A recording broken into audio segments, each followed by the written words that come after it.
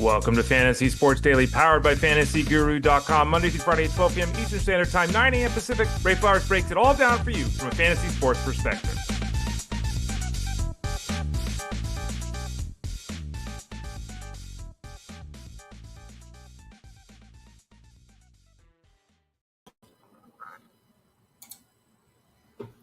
Hey there, everyone. Ray Flowers of FantasyGuru.com. Hope you're doing well on this Monday. Welcome to the show on Monday. I don't know what's going on with the background.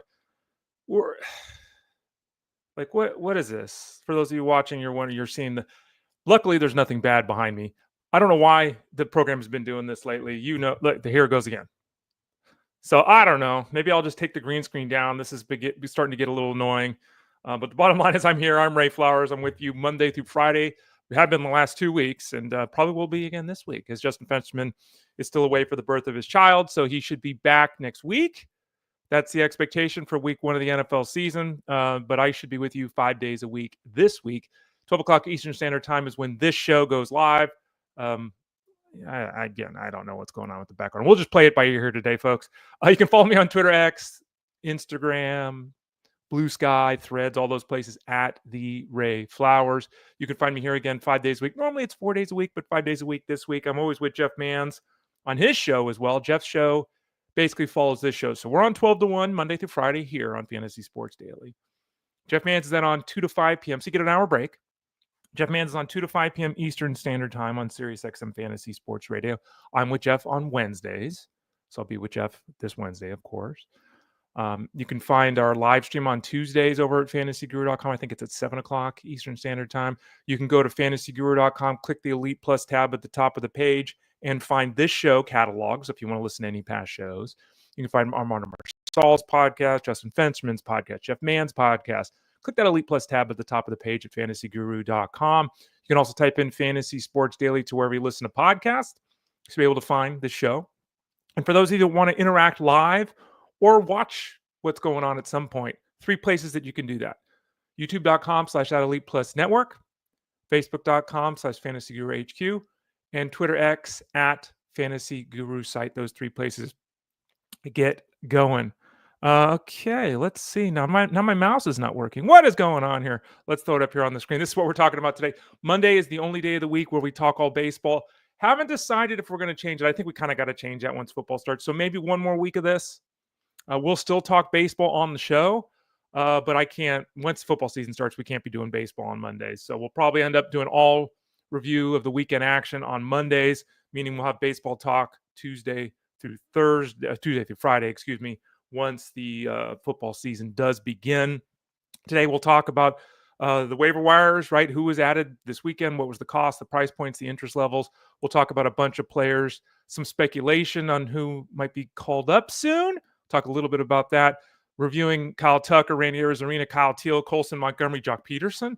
What's the deal with Marcus Semien, Vlad, Guerrero, Randy Rodriguez? Oh, no. Randy Rodriguez. Jacob Lopez, even more of an oh, no. Logan, Gilbert, Yoshi, Yamamoto, et cetera, et cetera. We'll be doing a lot of reviewing here today of what's going on. And don't forget, it is football season. And it is time for you, if you want to get involved with us over at fantasyguru.com, to do that. You can get the football product. It's available right now. Just get it, sign up, send a note to support at fantasyguru.com, support at fantasyguru.com. I don't know. Now my mouse is acting weird. I don't know. It's always something, isn't it? Now the mouse is working. There's the football. Yeah, go to FG, get signed up. If you have any questions about the product, send a note to support at fantasyguru.com.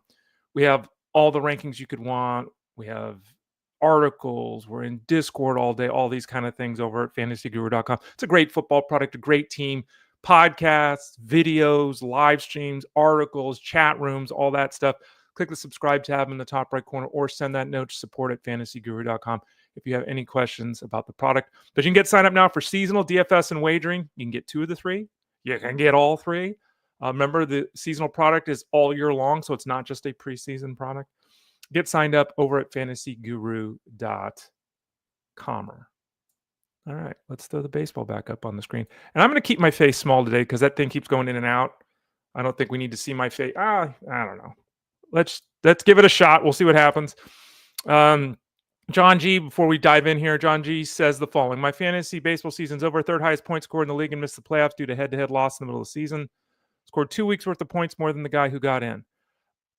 It is sad, John, and I hate head-to-head. I've said it for decades, literally decades. And it's because of examples of just like this. You're the third highest score in the league and you don't make the playoffs. Even if only 4 teams make the playoffs, you should be in the playoffs. I don't know why people play head-to-head. I don't get it. I don't know why people want to deal with the frustration of, hey, I had one of the best teams. I didn't even make the playoffs, let alone I had a great team and I got in the playoffs and my team went in the toilet for a week and I got knocked out. People like it. It's not going anywhere. It's the growing segment. Roto is not. So clearly I'm in the minority here. I feel for you, John. I wish it wasn't that way. But it's tough. Angelo says McLaurin got his. Yeah, McLaurin did get his. The details are coming in on his contract. 3 years, $96 million, I think. He's now like top 6 or 7 in terms of average salary for a receiver. We don't know the guarantees and all that yet. At least I haven't seen him as I was getting ready for the show. But he's like, again, top 6, 7 in terms of salary per year if it's real money in the contract, which is a ton for a guy who turned 30. But they got it done. He'll be good to go and ready for week 1, of course. And John says, my team was stacked thanks to Ray. Well, I'm glad you had a good see. I'm glad you're keeping a positive face on it here, John. We'll hopefully that your football team will kill it. How about that? Okay. Masyn Winn is going for an MRI. He's had knee pain for a while now. And we know this. There's been issues. He received a pain-killing injection during the All-Star break. We knew this. He said over the weekend that he's going to continue to play no matter what the tests show. So he's in. But there is a possibility that this week he's out of the lineup a little bit. There's a possibility he goes on the injured list. So if you have Masyn Winn, as I do in multiple leagues, it's very tough to start Masyn Winn this week. We just don't have a very good understanding of how much, if any, time he's going to miss. And again, going for an MRI, maybe it's just to clarify everything's okay, but that's always a little bit nerve-wracking too for a guy. So what does this mean? Again, if you have the opportunity to get Winn out of your lineup this week, don't feel good about his workload this week. JJ Wetherholt is waiting in the wings. Wetherholt is one of the top 10 prospects in baseball we haven't seen this year. He's a phenomenal talent, having a phenomenal season. There's been a lot of rumblings that maybe he gets called up when rosters expand, get those couple extra spots in September anyway, because it'll maintain that rookie designation for next year, as we've talked about here on the show. There is a chance, though, that he gets called up now. There's a chance he's up this week to basically take the spot of Masyn Winn. So for those of you that are speculating, if you have an open roster spot, Wetherholt is one of these guys. I get this question a lot. Hey, who should I add? JJ Wetherholt's a guy to add if you're speculating. You've got a dead roster spot. Someone got hurt this week. You're looking who to pick up. It may amount to nothing this week. It may take 2 or 3 weeks for us to see him. We may not see him this year. You never know. But I think JJ Wetherholt is a very good addition, especially for those of you that are dealing with Masyn Winn. Now, in one of the leagues I have Masyn Winn, Tout Wars, I also have Jacob Wilson. So what I did this week is I put Masyn Winn on the bench and I activated Jacob Wilson. That means I have to have Caleb Durbin play, and he hasn't been great. But again, I'm just not certain what's going to happen here with the workload of Winn. So that's the decision I made.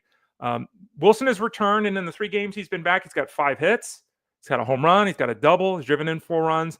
He's back to being uber productive. He has hit lower. He's been hitting 5th, which is, less than he's the perfect number 2 hitter, at least traditionally. But with the way teams play this game now, we know that they want to get more plate appearances for their bangers. And Shea Langoliers and Nick Kurtz have been hitting high in the order because they've been crushing it. So for now, at least, Wilson's down a little bit in the order. We shift his ability to score runs to his ability to drive in runs. So it's not necessarily a bad thing in that respect. Over the course of a season, you do lose plate appearances, because you're lower in the order. So that, but bottom line is he's going to play every day. His numbers are really good. He's been terrific this season, and Jacob Wilson should be good to go this week. Jordan Lawlar is another one of the guys. So Wetherholt, Lawlar. There's an opening with the Diamondbacks. The expectation in a lot of circles, including this one, is that Jordan Lawlar will get promoted here in short order. Will basically take over at third base with Eugenio Suarez now out. He's been dealt to Seattle, as we know. And with the way that Perdomo has impressed offensively, producing a season this year better than anyone ever anticipated. I don't think anyone ever thought he'd be this good offensively. Maybe the Diamondbacks did. I don't think anyone else did. He certainly looks like the shortstop of now and the future, right? And they already gave him that contract extension, all that kind of stuff. So maybe Lawlar just becomes their third baseman. Maybe that helps take a little strain off his body. He's been injured a lot. Lawlar went 3 for 5 with a couple RBIs on Sunday since he returned from his most recent hamstring strain. Jordan Lawlar has gone 11 for 36 with a home run, 5 RBIs in 8 games. We're getting close. And, Lawlar is, to reiterate, if he can stay healthy, and let's hope he doesn't become Royce Lewis, because there's a lot of growing similarity here with Jordan Lawlar. Jordan Lawlar is a potential 30-30 threat at the big league level. Okay. If he's not living up to expectations, he's probably Randy Arozarena. Like, he should still be 20-20 and hitting 230. Like, he should be that guy as a minimum with the ability to be a superstar. Never know how it's going to go at the start of a guy's career, all that. We don't know when he's going to get in the lineup, all that. But he'll be up soon. I would have to think. I think it would be a totally missed opportunity by the Diamondbacks if they don't get him up. I would anticipate that happening here down the stretch. Taylor Ward, double, home run, couple of runs scored yesterday. Do you know that Taylor Ward's got 30 home runs and 94 RBIs? They got a couple of these guys, right? Do the Angels, we talked last week about the situation with Joe Adell. They got a couple of these guys that are, pretty darn productive. Now, in the case of Ward, he's 32. There's not another gear here necessarily. I don't think there's another gear here. He doesn't run, though Adell hasn't run either this year. This is who he is, and it's all kind of just come together this season. At the same time, his 803 OPS is better than last year's 748 mark, but it's not, batting average is down a little bit, on base percentage is down a little bit, driving the baseball better is Ward. I think, the reason for that is he's continued to lift his launch angle. His launch angle the last 3 years, 14%, 17%, 18% this year. He's barreled the ball in double digits in 4 of the last 5 seasons. This is, this is Taylor Ward. It's about really staying in the lineup and staying healthy for him. He becomes a free agent in 2027. He's still arbitration eligible next year, so he's very likely to be back with the Angels. There's always a chance they trade him sometime next year, all that kind of stuff. But he's got a good home park to hit in. He's going to go 30-100. He's basically going to give us a season that we would have expected before the year began from Eugenio Suarez. It's pretty good for Taylor Ward. All right, moving on. Who's up next? Spencer Steer, almost said Ward. Spencer Steer has been a disappointment this year. And he's one of these guys that's going to try to pull out of it, much like Michael Harris has done that we've talked about on the show. He's going to try to pull out of it here down the stretch. Now, the positive news for Steer is that he qualifies at first base and outfield in every league. So he's got dual position eligibility. Right now, he's played first base 97 times and outfield only 9 times. So whether he qualifies in the outfield next year or not, we'll see. But right now, this season, he qualifies at both. Problem is for him, every time he kind of gets going, he falls back. And, as an example, he had a couple of hits yesterday, hit a home run. The home run was his 16th of the year. He's got 16 home runs and 6 steals. We were hoping for 25-15. He's hitting 219, which, okay, but, or he's hitting 236, excuse me. Okay, but 302 on base percentage is not very good. Slugging percentage is not even 400. It's just been a down season. And there's not much here other than he's Spencer Steer and he's had this success in the past to get excited about. We keep waiting for there to be a sustained run. There's not. He's only had hits in 5 of his last 10 games. Good game yesterday, but Spencer Steer, Randy Arozarena, I mentioned him earlier. Excuse me for one moment. Randy Arozarena, 2 for 4 with a double, RBI, 3 runs scored. 340 on base percentage, really good mark. He's up 24 home runs and 24 steals. And we talk about him a lot here. He's a guy I mention a lot. We talk about him on the show a lot. He's 1 home run and 1 steal obvious away from 25-25, excuse me. He's got a chance to go 30-30. If he keeps his current pace up, he will go 30-30 this year. He'll be right there. Remember all those people that wanted to drop him? I remember. All right. Kyle Tucker. Talked about Kyle Tucker last week. We talked about the fact that there was the fracture we didn't know about, all this kind of stuff. And I know especially in head-to-head leagues, where we're all trying to figure out a question this morning in the Discord over at fantasyguru.com about benching Matt Olson or Pete Alonso. It's like, this is another reason why I don't like head-to-head leagues. As I have said all along, I have Kyle Tucker. I've never benched him. I haven't benched him. Like, he's Kyle Tucker. And I know he's had a really down month, but he's Kyle Tucker. We've seen Kyle Tucker the last couple of games. He's got a 3-game hitting streak since he returned to action. He's got 3 home runs. He's got a double and 7 RBIs. Did you bench it for that? You probably did, right? Kyle Tucker hopefully will be Kyle Tucker in September.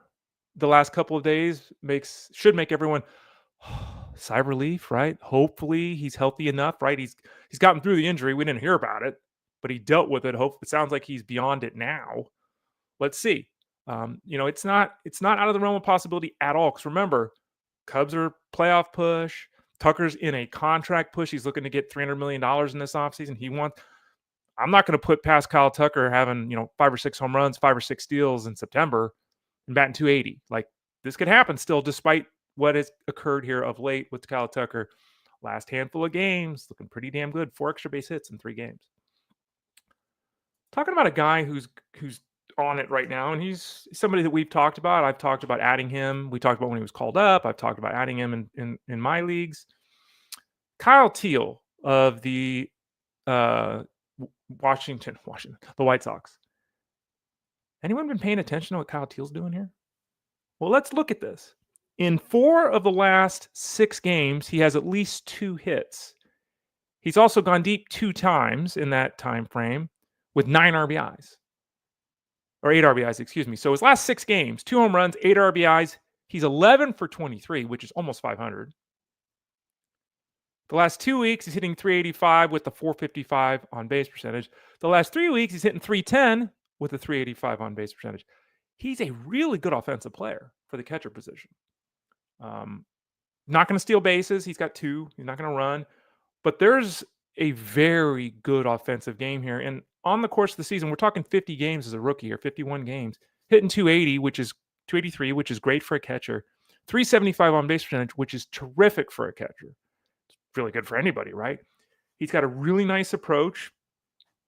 And if you look at, the last, 6, 7, 8 games here, last 8 games, he's got 3 strikeouts. So he's putting the ball in play. He's taking a walk. He's getting base hits. He's driving the baseball. This is a really nice little run we're in here, and he's had a very good rookie season too. So if you need a boost at the catcher spot, Gabriel Moreno's back. He returned from the injury list last week. He and Teel, 2 guys you should be looking at if you need a boost at the catcher spot, because Teel, again, he's been really good for a long while now, and I love the ability to take a walk. We know that. Control the strike zone. That is something that's very important for a young player, and he's absolutely got that. His teammate Colson Montgomery, let's check in there. Remember, loose comps to Corey Seager. He's had a really rough road. We talked about him when he was promoted this year. Montgomery's had a really rough road to this point of his big league career, or professional career, I should say. The last couple of years, he's been injured. Last couple of years, he's been unproductive. He's fallen down prospect boards, all this kind of stuff. Well, he's hit a home run in 1, 2, 3 consecutive games. There's a lot of strikeouts going on here. There's a poor batting average going on here. His on-base percentage is 288, so it's almost, 90 points below his teammate. 90 points below his teammate. So who's having the better offensive season? Well, from a fantasy perspective, it's Montgomery, because Montgomery's in 42 games gone deep 13 times with 36 RBIs. Hasn't stolen a single base, and he's hitting 230. And again, his on-base percentage is terrible at under 290. But he's powering the baseball. And again, home runs in 3 consecutive games here. This seems like the guy we're going to have the rest of the way. Let's hope he continues to drive the baseball effectively. It's not reasonable to look at him, of course, and to say he's a 50 home run guy. That's the pace he's on for a full season. That's not reasonable. He's got 13 home runs now. If he were to hit 5 home runs the rest of the way, I'd feel pretty good about that. And let's face facts. If he plays 65, 70 games and hits 18 home runs, there are going to be a lot of people excited about him in this offseason. But driving the baseball now, he's got 4 home runs and 11 RBIs in 11 games. Also has 13 RBIs and 6 home runs with 12 runs scored his last 17 games. Next up is Jock Pederson. Jock Pederson, a solo home run on the weekend. No one cares about Jock Pederson. He had one of the worst stretches in modern history. What do you go? 40 at bats without a hit, something crazy, right? His overall numbers suck. He's DH eligible in most leagues, right? So, But in August, he's hitting 270 with a 350 on base percentage and a 540 slugging percentage.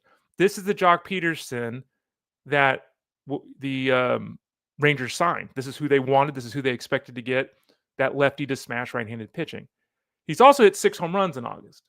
So for those of you in deeper leagues, Jock Pederson usually gives good at bats. Right now, he's in a very nice groove. He's driving the baseball. He's back to taking walks. Just a little nudge there. And obviously, Adolis Garcia's back. He stole a couple bases in his return. That was nice to see. But on the negative side of things, Rangers announced that Marcus Semien is very likely to miss the remainder of the regular season. There's a chance if the Rangers make the playoffs that Semien could return. But for those of you that don't have room on an injured list, you can drop Semien. For those of you that don't have an injured list, you can drop Semien. He's got a fractured third metatarsal bone. I can't even say it. And he's also got a Liz Frank sprain in his left foot. Ugh. So they're saying 4 to 6 weeks sidelined. Again, that's... So, yeah, I laid it out there for you what to do. Vladimir Guerrero, one of the more frustrating scenarios. We see this happen constantly throughout the season. We're seeing it happen with a lot of guys of late. Vlad missed, 4 games? 5 games he didn't play. Well, he pinch hit yesterday. So the week was a mess. They didn't put him on the injured list. They don't let a guy pinch hit unless they're confident, right? Because they could have backdated this a couple of days. I think it's 3 days. They could have backdated if they were going to put him on the injured list, starting the week here. So I'm assuming Vladimir Guerrero should be good to go coming back from that hamstring issue this week. He should be in the lineup every day this week. That's my expectation. Though again, I would have said something different. I would have said something different 5 days ago because they said he was fine and they didn't play him for 5 days. Going to the pitching side of things before we talk some waiver wire stuff. Randy Rodriguez has got arm soreness. This does not sound like a significant issue for Randy Rodriguez. At the same time, it's an arm issue. Ryan Walker was called upon yesterday. He pitched well, got the save. Who leads the Giants in saves from now on? Open-ended question. We'll obviously hope to get some more clarity for the health scenario with Rodriguez. But sounds like now there's going to be some managing here. Maybe there's a little bit of shared ninth inning. Obviously, both these guys are right-handed, so that doesn't help much. So Ryan Walker's not the worst pickup in the world. He's not a bad pickup in Solds leagues anyway, with Camilo Duvall gone. But even in saves leagues, if you're speculating, we might get news later today, tomorrow, that Randy Rodriguez is going on the injured list. Ryan Walker's a name to keep in mind. Jacob Lopez, pitched terribly yesterday. But worse than that, tightness in his forearm. He's going for further testing today. Almost positive that a best-case scenario for Jacob Lopez is still to the injured list. Obviously, there's all kinds of worst-case scenarios that could play it out. Surgery, missing the rest of the season. But right now, if you have Lopez and you're planning on starting him this week, you can't. You know that by now. Lopez got to be out of your lineup this week. We'll hope to get some clarification here today from the Athletics. But fingers crossed right now, though, again, a best-case scenario probably has him missing a couple weeks. And that's too bad because he's pitched very well. He was in the Fab write-up this weekend over at fantasyguru.com, and he's pitched very well, as we've talked about on the show, better than my expectations were. Jameson Taillon pitched well yesterday. Now, the problem for Taillon is he has left groin tightness. That's the reason he was removed from the game. They are saying that there's still a good chance that he's able to make his next start. Okay. If you set your lineup on today, on Monday, you can't, in my opinion, have Taillon in your lineup. We just don't know. We have no idea. Oh, yeah, well, he's going to make his next start. Right? He just came back from injury anyway. He's a very moderate guy. I think his next start's on the road, and he's not good on the road anyway. I had this discussion in Discord over the weekend. So just a heads up on Jameson Taillon. Logan Gilbert had a career best 13 strikeouts over 6 innings of one-run baseball. And I know he had a rough outing of late. His ERA is 3.7, which is a little elevated. His WHIP is 103. And for those people that haven't paid attention, he's walked 24 guys against 138 strikeouts in just 97 innings. Logan Gilbert might have an elevated ERA based upon the last couple of years, but he's never been more dominant than he is right now. He's filthy dominant right now. 138 strikeouts in 97 innings is fantastic. 7-to-1 almost strikeout to walk ratio. Woohoo! Taking on the Guardians this coming weekend if he stays on schedule. Logan Gilbert crushing it in the fantasy space and for his team, the Mariners. And then finally, Yoshinobu Yamamoto, quality start Sunday against the Padres, gave up 2 runs, 4 hits over 6 innings. We talked about this recently, but just to reiterate things with Yamamoto, he's up to 139 innings pitched, 139 and 2/3, so 140 innings. Yamamoto is the only pitcher on the Dodgers roster right now with 85 innings pitched. 85. The Dodgers, the dream team, the greatest team ever assembled, the most talented team of all time, the $37 billion has one pitcher with a month in the season left who's thrown 85 innings this season. What are the Dodgers doing? All right, let's talk some waiver wire here. Throw that up on the screen. Will make me a little bit smaller so you can read that better. We do this every Monday for those of you that don't know, just to see kind of what the excitement level is with some of these players. LABR League, 15-team mixed league, 5x5, $100 to spend. You have to have money left to add players. You cannot add players for $0 in this format. You also can't add guys in the minor leagues in this format. You can draft them, but you have to hold them all year long. So you can't add them. JJ Wetherholt, Jordan Lawlar, can't have them on your roster now unless you've been holding on to them since draft day. I'm in 7th place in this 15-team league. That's about where I'm going to end up. Maybe 5th, right? But it's not going to happen this year. In LABR, Ryan Burgert, is an option for DVR now. He went for $5 in this league. Again, $100 to spend. A couple of failed bids at $3. And I put Burgert, I can't say his name, in the Fab article this weekend. And, he's pitched really well. He's got to start against the White Sox here coming up. After that, probably on pace to face the Angels if they keep him in the lineup. And you look at Burgert, and it's not sexy. And, it's kind of gone underplayed here. But he has not given up 4 runs in an outing this season. He's made 11 starts. And if you look at his last 5 starts, 4 starts, all of them have been at least 5 innings. And he's given up 2 runs. Last 3 starts, he's got 20 strikeouts and 16 innings of work. Again, facing the White Sox this week, that's a very good addition. I tried to add him in a league. I didn't get him. Very good. Actually, maybe I did get him. Did I get him? Let's see.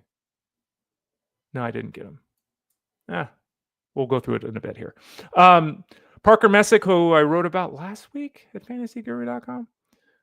Went for $5 as well, that same price point. Messick, let's see who he's set to face next. Messick is on pace to face the Rays on Tuesday. And then we'll see what they do with the rotation here. So, might be up against Boston for his next turn. That'd be a little rough. But right now against Tampa Bay, Messick has done a very good job in limited work here since he's been promoted to the big leagues.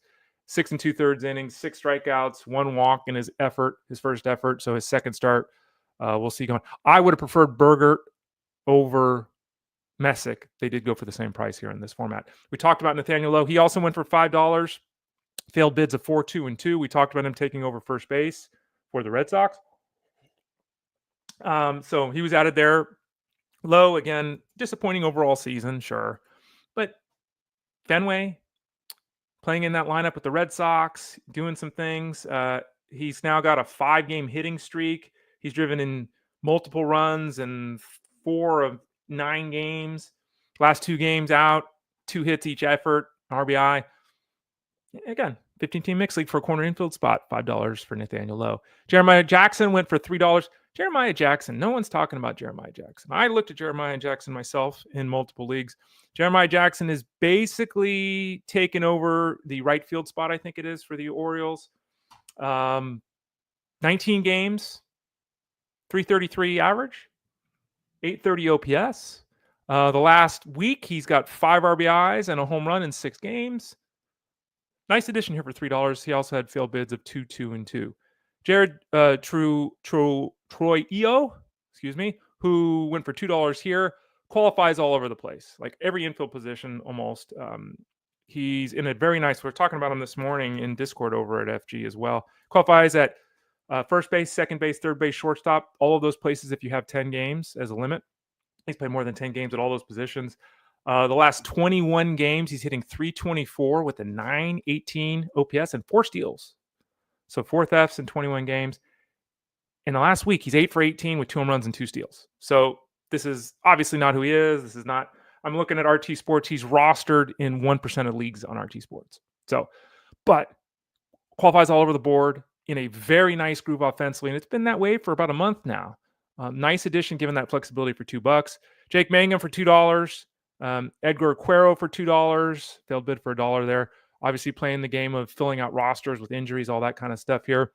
Hunter Gaddis went for $2 to the Prospect 361 team. Gaddis, obviously, same price point as Andrew Kittredge for $2. Hogan Harris for $2. These guys are setup men, potential to pick up a save here and there, a win here or there. Really looking for some strong strikeout ratio numbers. You know the game there with the middle relievers. Yohan Moncada went for $1.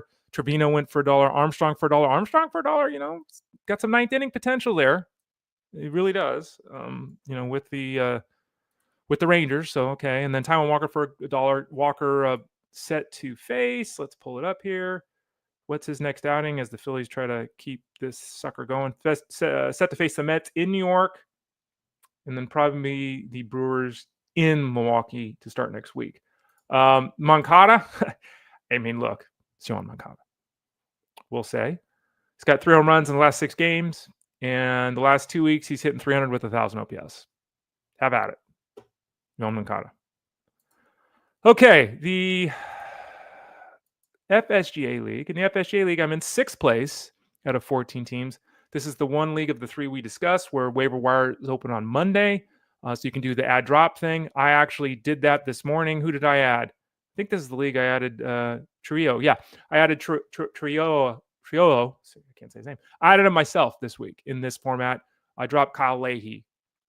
This is in these 2 leagues. I'm very low on funds. I can't be bidding on players anymore. So I'm left to pick up scraps. That's a move that I made this week. So he's in my starting lineup this week. Let's see here. What do we got? Joe Adell for 138. As you can see there, the next closest bid was 119. Joe Adell shouldn't have been dropped. I don't know why in a 14-team league that starts with 5 outfielders, anyone's dropping, Joe Adell. I don't care if he goes in a slump. I mean, we know who Joe, we've talked about. We know who he is. Should not have been dropped. That was a mistake. I don't know if it was a wrong click or just a bad decision, but Joe Adell should not have been let go to the waiver wire, despite all the negatives that surround his offensive game. Josh Young went for $30 to the Sherpa. He's been a little bit better of late, has Young. Same time, he's obviously been a huge disappointment this season, performance-wise. He's been a disappointment this season with health. Last 2 weeks, hitting 200 with the home run. Yeah. Again, I went Trio for the corner infield guy this week. That was the decision I made. I got him for free. Young went here for, where am I looking? For $30.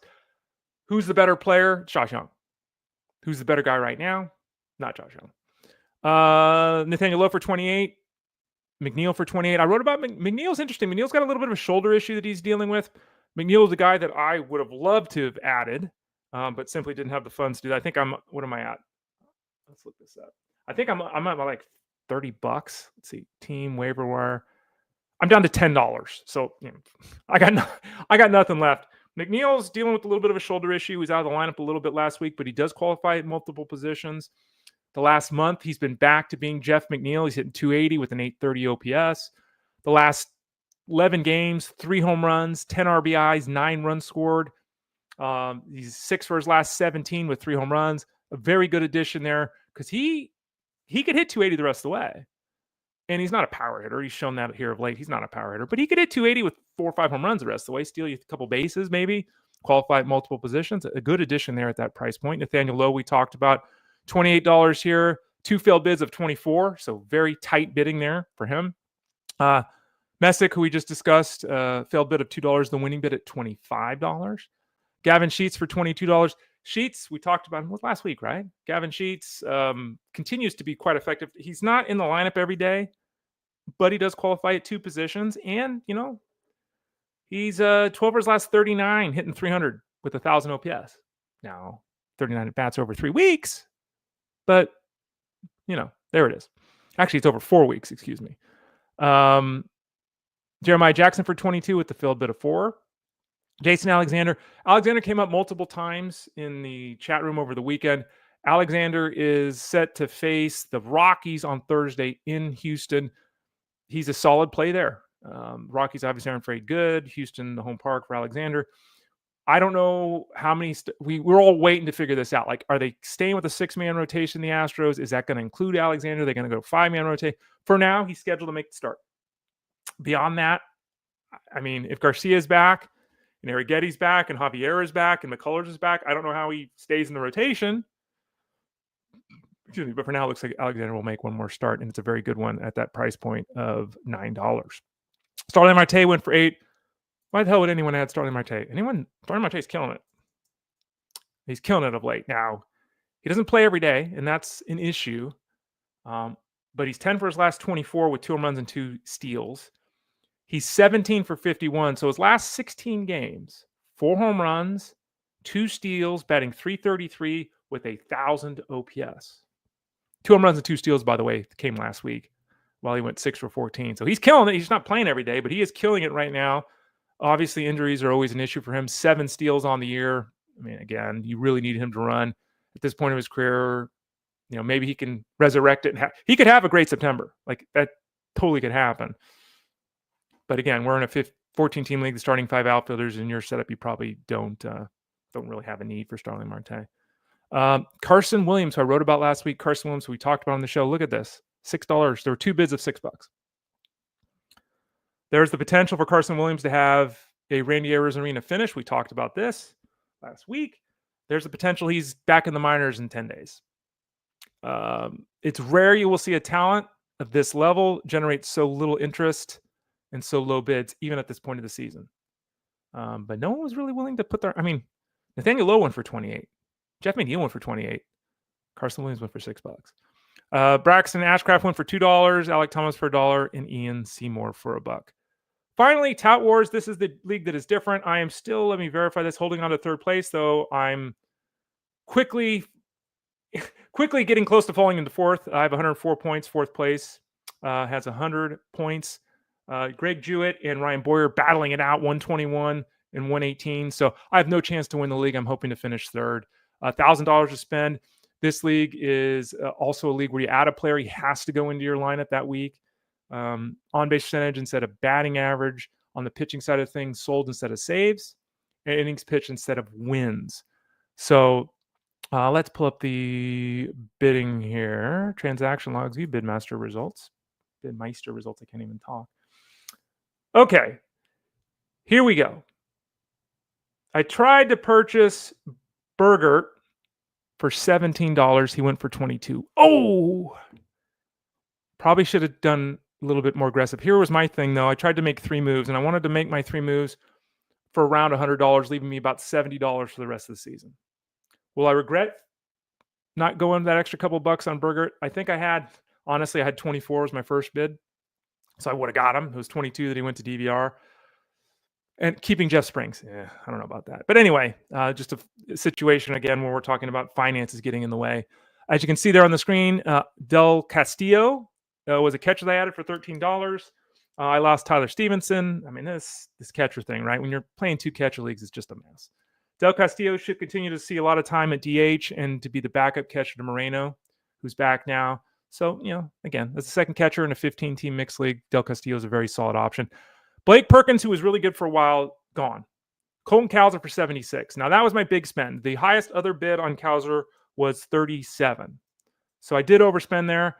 Should I have gone instead of 76, 67, and then instead of 17, gone 27 on Burgert? We can all play that game of what if.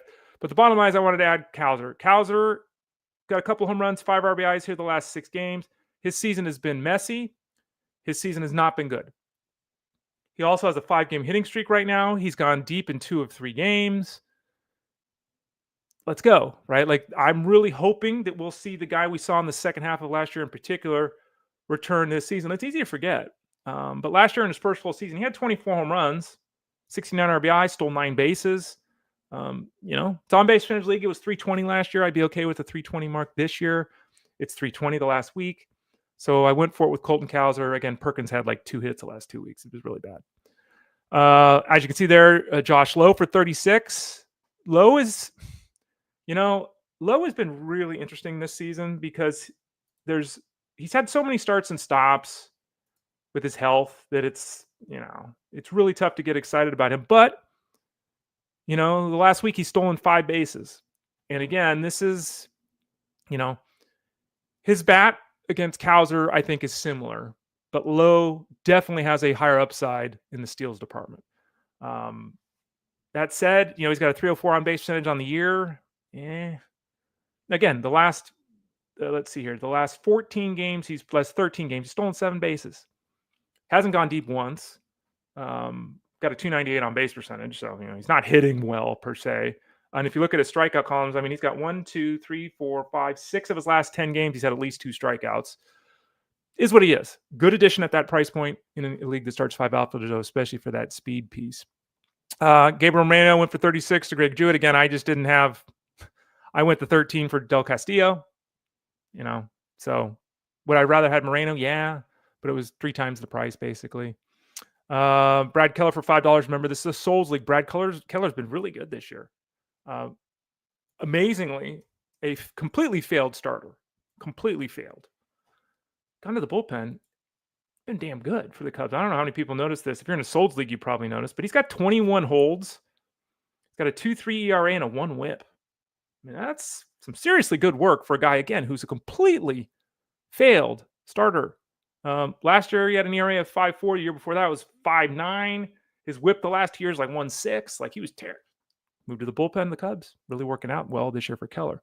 Nathaniel Lowe for $13 here. Again, this is an on-base percentage league, so with his game this year, not being strong offensively in terms of on-base percentage, but all the positives we talked about, ballpark, lineup, et cetera, et cetera. And then Hae-Sung Kim, with the Dodgers. Obviously, Ryan Boyer there losing out his mainstay that we talked about earlier, Marcus Stroman. That's a hit. Kim has had a very good season for the Dodgers, but he hasn't done anything of late. So when's his last game? His last game was about a month ago as he's coming back from that shoulder issue. So we'll see. Hopefully he's back out there soon for Ryan, who made a move for a guy that's on the injured list. We'll see how that goes. Remember, in this league, you have to put the guy in your lineup. So he's at least for the first start of the week here, Kim will be in the lineup for Ryan Boyer, who's in first place in this league. So there's a review of the waiver moves made. Let's see here. We got any comments in the old chat room? I'm looking at Teel since Langoliers has gone cold, says Angelo. Can't drop Langoliers, of course. You could add Teel if you want to try to play that game. But yeah, can't drop Langoliers. Don't, as much as I was, positive on Teel. We've seen Langoliers obviously have huge runs here. And, he's gone cold. He's still got 2 home runs and 5 RBIs in 5 games. His last 11 games, he's got 5 home runs, 9 RBIs, 9 runs scored. I get he's hitting 210, and I get he's a flawed hitter. He's not a 260 hitter. So, but yeah, you can't obviously drop Langoliers there, Angelo. And Angelo says, I dropped Jacob Lopez as soon as he gave up his 5th run. Might have been a little bit of what rage drop there, Angelo. I think it's going to end up working out for you because of the situation with the health, though, of the hurler for the Athletics. Okay, so there's a review of baseball on Monday. Rest of the day today, we'll have my Raised Plays article up. I'll try to get some bets up this week. Really answering a ton of questions in Discord about football, getting ready for this 2025 football season. The entire staff is as well. Really busy time here. But if you got any questions, comments, send them to the Discord room, to the staff. We'll try to answer all those questions that get sent our way. Click the subscribe tab in the top right corner of the page at fantasyguru.com. If you do that, you're going to win in 2025, right? You can still get the baseball product if you want to have some fun down the stretch. You want to play some DFS. You want to do some betting. You can still get the baseball product. So you get everything we do baseball to one price. Send a note to support at fantasyguru.com. Football product is obviously live right now over at FG. Dynasty rankings, rookie rankings, best ball rankings, PPR rankings, non-PPR rankings. We got a draft book for Superflex. We got a draft book for tight end premium. Got a lot of draft book for half point PPR.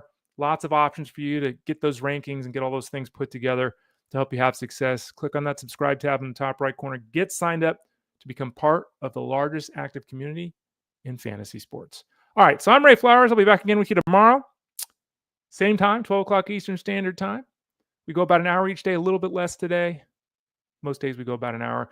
Tomorrow's a Tuesday, so we'll be visiting with Armando Marsal. We'll talk baseball the first half hour, football the second half hour, each of the next 4 days this week. I'm Ray Flowers. This has been Fantasy Sports Daily, powered by FantasyGuru.com. We'll see you on Tuesday. Don't forget, Jeff Mann's show, Elite Sports, 2 to 5 p.m. Eastern, every day, Monday through Friday, on SiriusXM Fantasy Sports Radio.